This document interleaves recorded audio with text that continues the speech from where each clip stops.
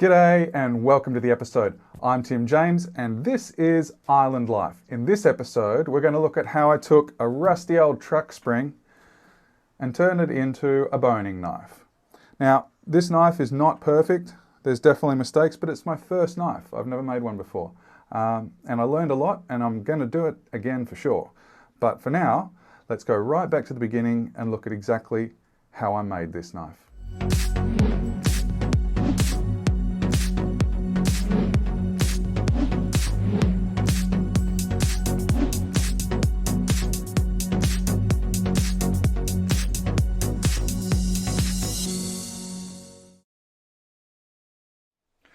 Alrighty, let's kick this episode off.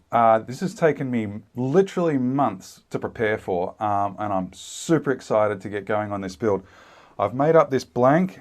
I want to make a knife that looks like that. It's a boning knife. I'll use it for when I'm butchering pigs, which we do like 3 or 4 times a year. We normally buy like an 80-kilo pig, we slaughter it, and then I butcher it to feed the family. But this would be a really handy knife to have. I made this up for a couple of reasons. Number one, because I just wanted to see how the knife felt in my hand, see if I got the dimensions right. See if I just copied this off a photo off a Google search. The second reason I made this up was because I've had to buy a bunch of tools, and I wanted to just use the tools to get a feel for how it was going to work, because the handle will be wood, so sanding up a handle, cutting out and sanding up a handle out of wood, using all of the new tools I've got, kind of made sense, seemed like a good idea. So, that's the boning knife that I want to make. If you watched the last video, you'll remember that we made a mini forge. I'm just not getting the performance out of this thing that I wanted. I think there's a couple of things wrong. Firstly, I think I put the hole at the back and it should have been at the front to keep the heat in. Secondly, the blowtorch is running, I think the regulator's too low pressure, so I probably need to get a high pressure regulator. Long story short, blacksmithing's been done for centuries and, or more, millennia maybe. No, it has been done for millennia. And they've always just used coal. So I don't need a gas propane blowtorch to get steel hot enough to strike it with a peening hammer and change its shape, which is all I'm trying to do. So I'm going to shelve this. I've set up a coal fireplace down the back. I've ordered a cheap hairdryer, which will be my air injection. Hopefully that's here today. That's the last thing I need, and then I can get going on this whole build. But I thought I'm 95% of the way there. I've got everything I need. I've now got my belt sander. This is a great tool. This can rotate vertically, so I'll use this to get the steel blank flat and then to shape the bevels. I made up this, let's get rid of this right now. I made up this filing jig, which is just simply, I just got some steel bar, mounted the file. It's got a bunch of holes in it so I can change the angle. But the idea of this is that I can lay the knife blank down on this like that, and then I'll just be able to file the bevel on the knife, which the bevel is the angle, to exactly the same angle all the way along the blade. So we'll get to that down the track. First things first, we can put that away as well. I need to clean up this truck spring so that I can then heat it up and change the shape into something that resembles the blank knife blade and handle, which is called the tang. So first thing I've got to do, take out the grinder, grind off all of this surface rust, get it down to clean steel, then cut it out. If you remember from the last episode, I talked briefly about why I'm using a truck spring. It's just simply because that's the only really good steel that's available here on the island for knife making. It is spring steel, so I do have to get it up really, really hot to be able to get it to lose its spring tendencies and its hardness, and then it'll be soft and malleable. Then we'll have to go through the heat treatment process that will then turn it back into a hardened blade. That's for down the track. We'll get to that later. First things first, I'm going to start cleaning this up with the grinder, and I'm going to cut out the blank that I'll start to heat and then hammer in the coal fireplace that I've got down the back. Let's go.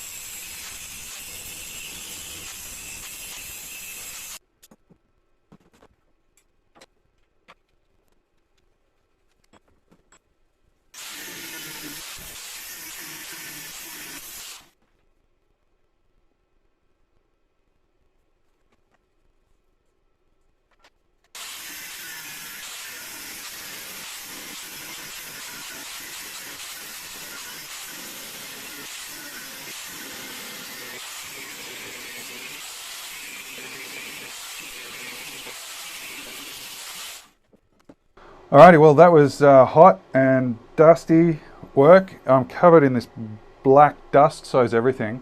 But that went really well. I'm really happy with that result. We've got ourselves a knife blank, or at least some clean steel, that we can now forge into what will be the knife blank. It took best part of a grinding disc to get that piece out, which is great. They're not very expensive, so that worked out really well. Geez, I'm happy with that. That's nice clean steel. I don't know how well you can see that, but I am very happy. So that's step one complete. We can now put the spring away. We can now set up the forge once my cheap hairdryer arrives, and then we can start heating this up and the hammering will begin. So step one complete. Step two, forging. Let's do it.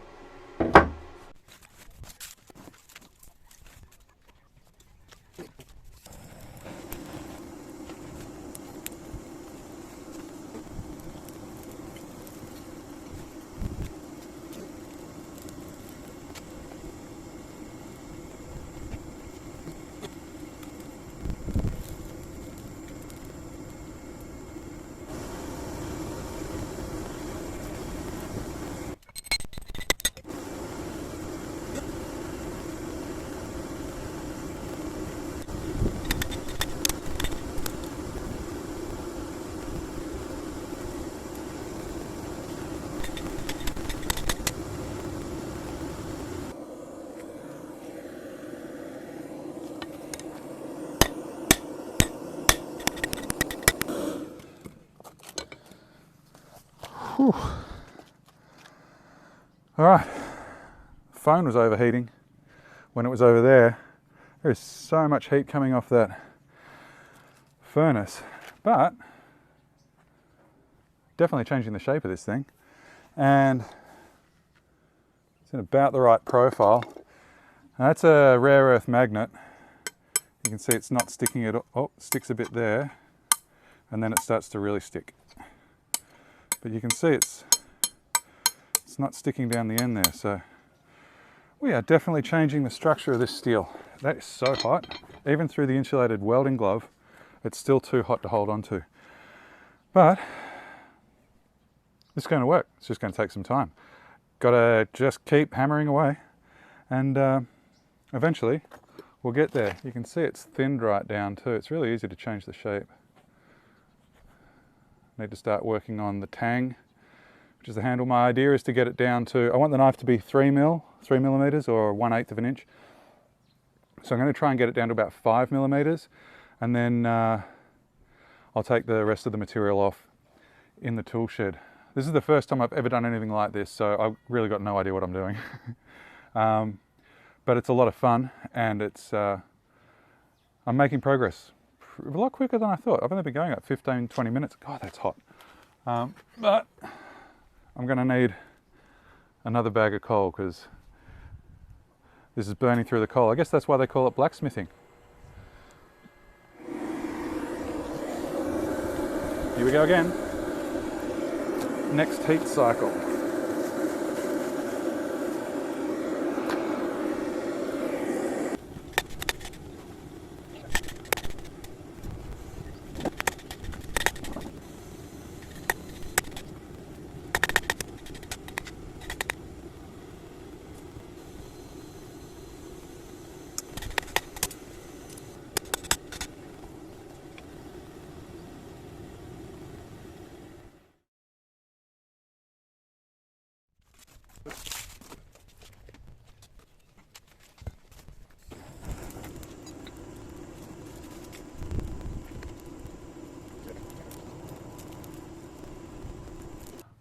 Alrighty, forging day two. Day one went really well, but I ran out of coal. The good thing about the coal is that's what the locals use to cook on, so it's readily available and it's cheap and it's good quality coal. So you could see I was getting a lot of heat into this. It went through critical temperature. The magnet wasn't sticking to it, so it become non-magnetic. I've got the basic curve of the blade profile. Where's my knife? The blade profile looks good. I just basically want to have more material outside the what do you call that, template, outside the template so that I can then cut it back or grind it back or file it back in the workshop. So 2 things I need to do today. One, I've got to spread out the tang here and here for the 2 parts of the handle on either side of my hand. And then I need to straighten it, which is probably going to need a vise. So I might have to go to a friend's house for that. But for now, let's fire up this forge and start forging again.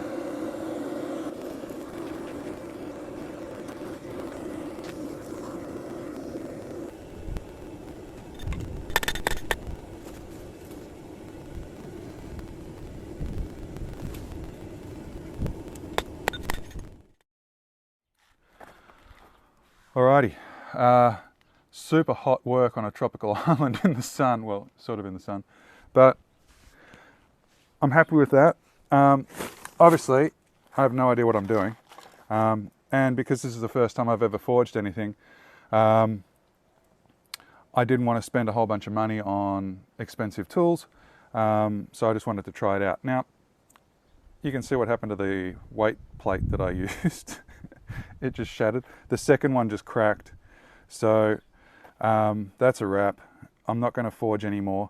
I'm happy with what I've got. It's not exactly the same as the template, but it's not going to matter too much because basically this is just proof of concept.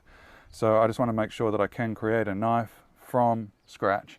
I'll now buy an anvil. There's a 22 kilo anvil I've got my eye on that I can get trucked in. This forge is working really well. I'm happy with that, but I'm definitely going to need an anvil and a pair of tongs to hold it properly. They worked, and the steel plate worked, but it's dead now. As for the blank, it's actually pretty straight. It's actually really straight, which is surprising. I wouldn't have thought it was going to get that straight. So if I overlay, it's going to burn a little bit, but if I overlay that on that, you can see I've pretty much got the shape of my knife, almost. The handle's not going to be the same shape, but the blade has definitely got enough meat. That's the most important part. Wait, don't do that. The most important part for me is that the blade has plenty of meat. The handle, I can just wing that and I can fill up any gaps where I've hammered too thin with epoxy when I put the handle on. So there you go, forging complete. Now we'll let this cool down and hit it with the file, start getting it flat, see what we've got underneath all of that black muck. All right, done.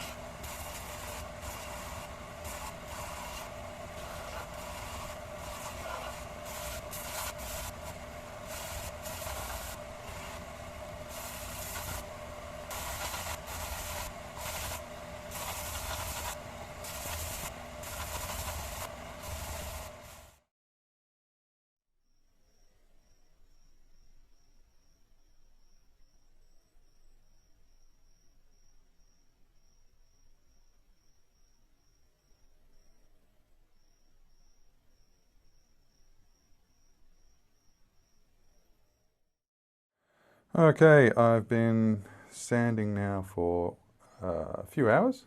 It's got a nice shine to it. Unfortunately, my belt is now not a sanding belt, but a polishing belt. So you can see it's got a real sheen to it, which is okay. You can see that there's some low spots in the tang here. Again, that's okay because I'll fill it up with epoxy. It's not exactly what you want optimally, but it is what it is. And this is about as far as I can go with the belt sander at this stage. So I'm going to start taking in the bevels, which means taking the meat out of here so that we can start to get an edge. So the first thing I'm going to do is measure the width, mark the whole edge of this black. Now I'm going to just scratch down here like this.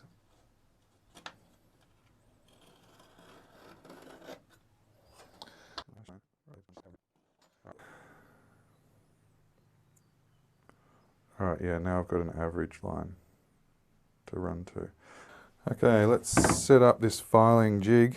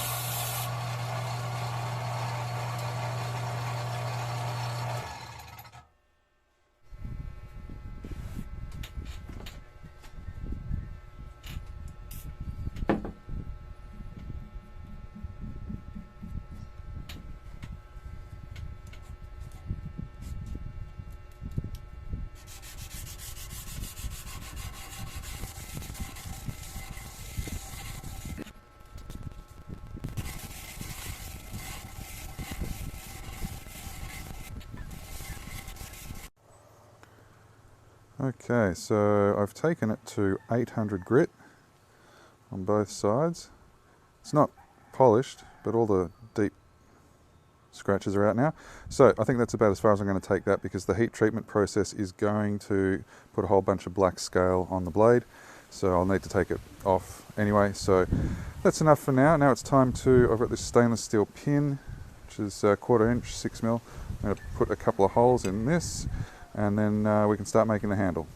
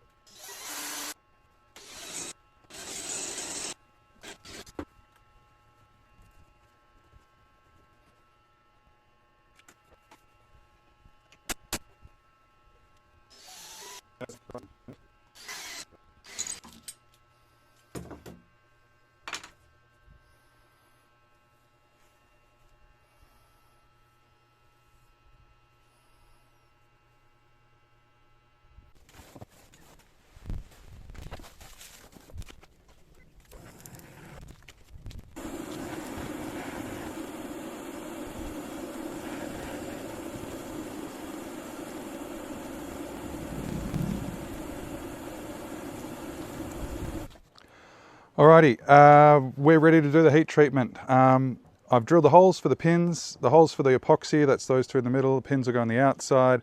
Blade's polished to 800, everything's looking really nice. I'm very happy with that.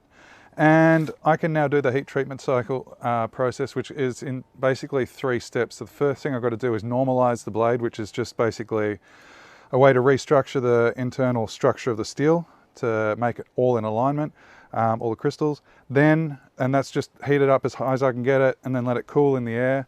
I'll do that 3 times. That's called normalizing. Then I'm going to quench it in oil, so I'll do the same thing again, heat it right up, get it through critical temperature with the magnet when it becomes non-magnetic, then put it in the oil. I've got a little tin here, I'll just use this. Fill that up with oil, preheat that to about 80 degrees Celsius, and then quench it, and that will temper it. That'll make it really, really hard. Sorry, not temper it. It'll make it hard as a file. So it'll then be brittle. So then what I'm going to do is the third part is I'm going to put it in the oven for 2 one-hour cycles at 200 degrees, and that will soften it a little bit, and that should give me the exact type of steel blade that I'm looking for. Then I can make the handles, and then we're all done. So the forge has already started. Let's get some heat into it and start the heat treatment process on this awesome looking knife.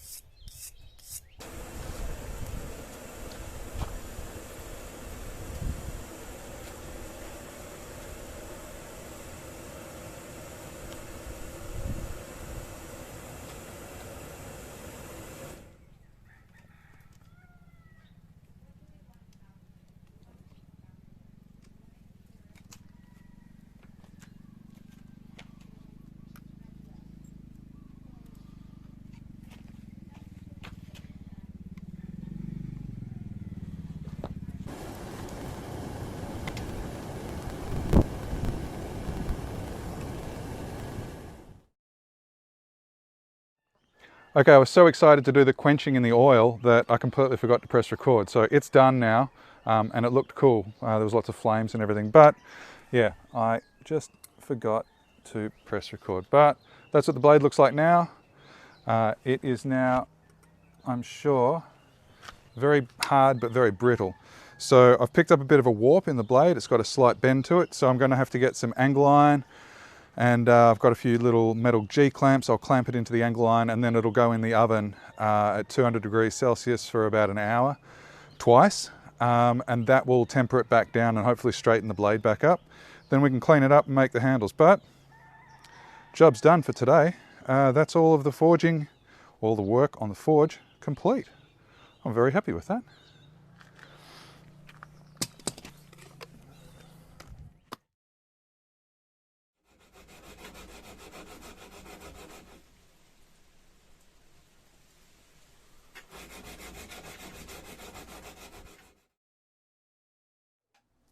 Alrighty, so day 5 of this knife build. Day 4 was just a monster. I spent 10 hours sitting here sanding this, but the result is fantastic. Actually, I'll come over and see if I can get the light on this.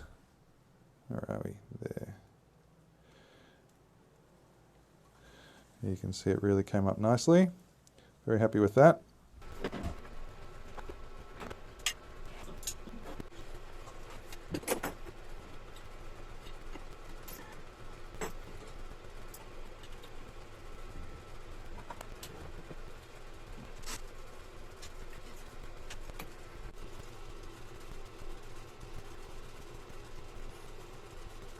Okay, so I just did the last little bit of research to make sure I was getting these heat cycles right for the tempering. Turns out 5160 actually needs a slightly lower temperature, so I'm actually going to run it at around 175, and it needs 3 heat cycles, so it's going to be 3 2-hour cycles. It's different from the normal knife making steel, so I was wrong when I said 1 to 1.5 hours at 200. It's actually going to be 6 hours in total at around 175. This oven's not the best for this, but it's holding the temperature around 170. So I'm going to go ahead and put this in and start the timer, and we'll run it for 6 hours.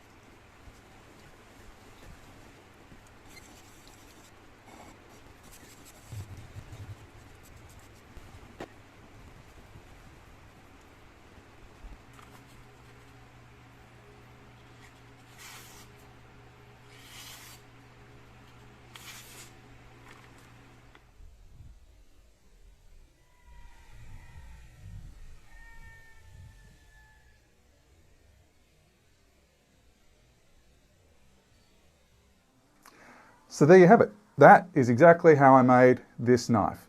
It took me about 6 days, but first couple of days weren't full days. There's a lot of time you have to spend on sanding and all of that jazz. You get kind of sick of that, but it is a really rewarding experience. I'm definitely going to do it again. So if you have enjoyed this episode, please click on the like button, and hitting subscribe will help you find future videos that I post. Thank you very much for watching. I know it was a longer episode, but if you're still watching, I appreciate it. Thank you very much, and we'll see you in the next episode.